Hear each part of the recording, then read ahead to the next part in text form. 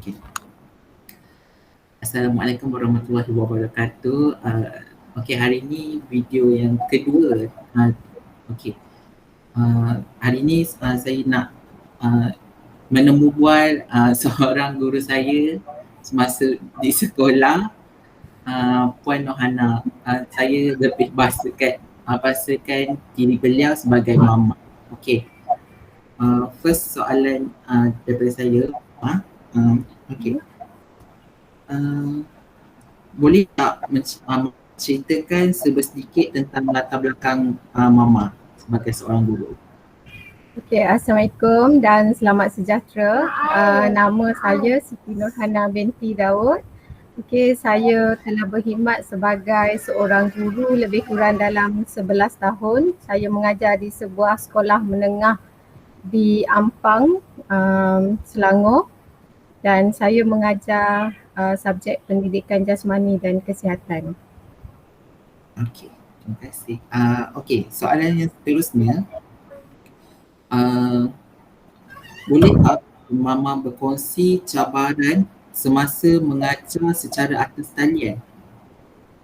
Okay. Cabaran utama adalah disiplin dirilah. Disiplin sebab kat rumah kita tak ada peraturan. Peraturan tu kita hanya boleh set sendiri. Okay, yang kedua cabaran alat telekomunikasi lah. Okay, dari guru saya rasa tidak terlalu mencabar, tapi dari segi murid kita faham tidak semua murid mampu memiliki device atau alat-alat gadget yang mampu menampung untuk PDPR, dan yang seterusnya kalau ada gadget pun mereka terpaksa berkongsi. Jadi pengurusan pertembungan waktu belajar tu sangat mencabarlah. Okay. Dan satu lagi dari segi motivasi lah, saya rasa disebabkan kita terlalu lama menjalani PKP, menyebabkan kita ada sebilangan daripada kita sebenarnya menghadapi burnout ataupun stres yang sebenarnya kita tak sedar, dan itu mengganggu motivasi kita untuk meneruskan PDPR.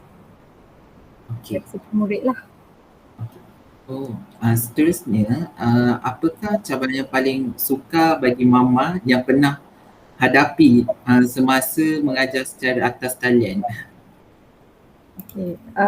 Cabaran paling sukar first sebab saya mengajar subjek pendidikan jasmani. So ia merupakan bukan subjek peperiksaan. So saya kena cari kaedah yang murid tu seronok untuk kekal belajar di atas talian. Contohnya mengadakan aktiviti, membincangkan topik-topik yang berkaitan dengan kesihatan mental. Kita fokuskan pada benda-benda yang macam tu supaya murid boleh berkongsi masalah dan juga pada masa yang sama dia meluahkan apa yang mereka hadapi, terutamanya dalam keadaan PKP ni sekarang lah. Okey. Seterusnya, soalan yang agak mencabar lagi. Okey. Pelajar di seluruh negara akan meneruskan PDPR. Adakah inisiatif ini dilihat sesuai untuk pelajar? Sebenarnya jawapan ni kita tak boleh dapat jawapan yang tepat ya. Sebab benda ni adalah satu kewajipan yang terpaksa kita lalui. Jadi PDPR ni nak kata sesuai ataupun tak sesuai, dia tak ada jawapan yang exact kecuali kita kena hadapinya. Sebab dalam keadaan sekarang macam semalam kalau kita tengok kes dalam 17,000 lebih, memang kita tak boleh nak buat kelas. Memang kita tak boleh nak buat kelas sebab dia memang akan merisikokan pelajar, merisikokan guru, yang mana PDPR ni merupakan jalan yang terbaik lah yang kita boleh buat untuk setakat ni. Okay. Saya rasa di peringkat global pun kita sedang menghadapi benda yang sama lah. Jadi ini adalah bagi saya cara yang terbaik lah untuk kekal berhubung, kekal menyampaikan pembelajaran kepada murid, dan bagi saya ia relevan lah untuk keadaan sekarang. Maybe soalan yang seterusnya ni agak sensitif, tapi tak apalah. Okay. Bagi Mama, pandangan Mama tentang isu pelajar yang meninggal akibat disyaki tekanan, maybe tekanan sebab assignment, tekanan deadline dekat. Okey, bagi pandangan Mama? Okey. Ini saya nak kongsi jugalah sebab saya ada mengajar topik stres atau depression bagi PJK tingkatan 4.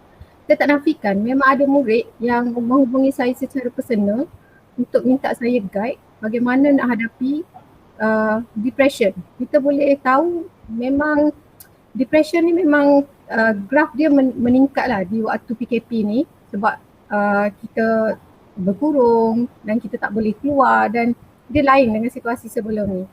Jadi pada pandangan saya, first awak kena kekal untuk bertenang. Untuk kekal untuk bertenang tu ada beberapa cara, which is first awak kena set. Contoh, kalau awak tengok media sosial ataupun kalau awak tengok apa-apa maklumat yang awak dapat, awak kena set priority untuk maklumat tu. Okay, contoh kalau awak kena buat assignment sebagai seorang pelajar IPT. Kalau awak nak buat assignment, awak kena ada schedule atau time frame yang awak sendiri kena set based on capability awak untuk awak buat aktiviti harian. Benda tu sangat penting. Sebab saya sendiri masa first PKP pun saya tak boleh nak uruskan benda tu. Bila saya fikir-fikir balik, rupanya pengurusan masa saya tu tak berkesan. So saya set balik. Okay, yang ni kena ada schedule. Pukul ni kita nak buat apa. Okay, kalau lepas kelas ni apa kita nak buat. Macam mana kita cari bahan. Dan paling penting awak tak boleh duduk bersendirian lah. Setiap orang memang ada masalah dia. Tapi awak kena kekal berhubung dengan rakan, dengan ibu bapa, dengan kalau ada kaunselor boleh dengan kaunselor ataupun kalau awak ada masalah pun awak boleh call Befinder untuk meluahkan. Benda tu sangat penting dan awak tak boleh simpan benda tu dalam kepala atau dalam fikiran kita sebab dia akan tanpa kita sedar sebenarnya kita ada depression tapi benda tu kita tak tahu. Kita hanya rasa benda tu semakin berat, semakin rasa sukar sampailah kita rasa hidup kita ni dah tak ada nilai. Okay, so tak dinafikan PKP ni sangat memberi kesan. Online learning ni sangat memberi kesan terhadap siapa-siapa lah. Especially kalau orang yang tak kompeten dari segi teknologi, dia kena belajar teknologi. Yang kedua, dari segi tugasan, cultural shock, itu memang akan memberi kesan lah. Tapi first awak kena bertenang, setkan priority.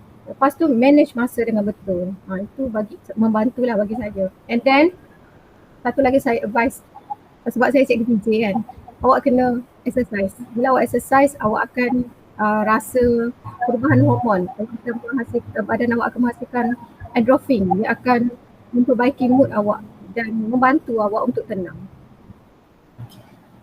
Tips-tips yang sangat menarik dan sangat berguna untuk pelajar yang melihat video kami.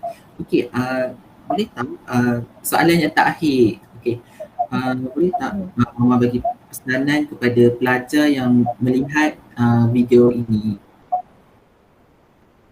Okey, pesanan saya, first kekalkan bertenang dalam masa PKP ni. Dan yang kedua, kawal maklumat apa yang awak tengok dalam media. Sebab awak dah tak ada connection lain dah. Awak berhubung dengan dunia luar adalah melalui media. Awak kawal sama ada maklumat tu penting untuk awak terima, penting untuk awak evaluate ataupun kalau benda tu tak penting, tak perlu ambil kisah.